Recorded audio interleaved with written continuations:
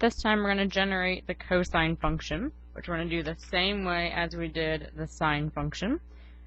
So again, our values that we need are 0 and 1 and negative 1 on our x and y axis. And then we're going to use the same points on the x-axis that we had before. So that's pi over 2 and pi,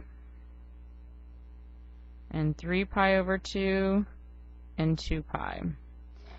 If we go around the circle again, at 0, the y-coordinate is 1. At pi over 2, our x-coordinate is 0. At pi, our x-coordinate is negative 1. And at 3 pi over 2, our x-coordinate is 0. And then at 2 pi, we're back to the beginning, and our x-coordinate is 1. So this graph is again periodic, and it keeps repeating itself. This one makes one big valley. You will notice if you keep this graph going on and on, again, if we scoot it over here to the left at negative pi over 2, that's where it would cross the axis again.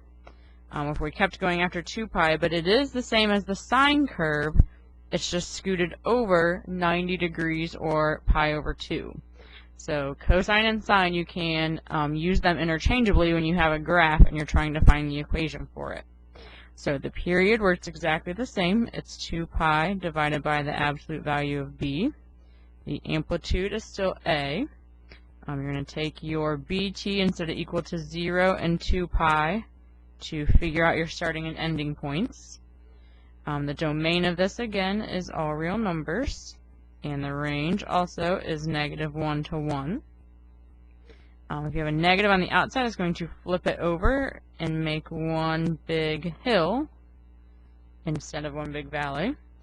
And if we flip it side to side with a negative on the inside, if we flip this picture, it is still going to look the same as your normal cosine graph. So since putting a negative on the inside doesn't change anything, it has even symmetry.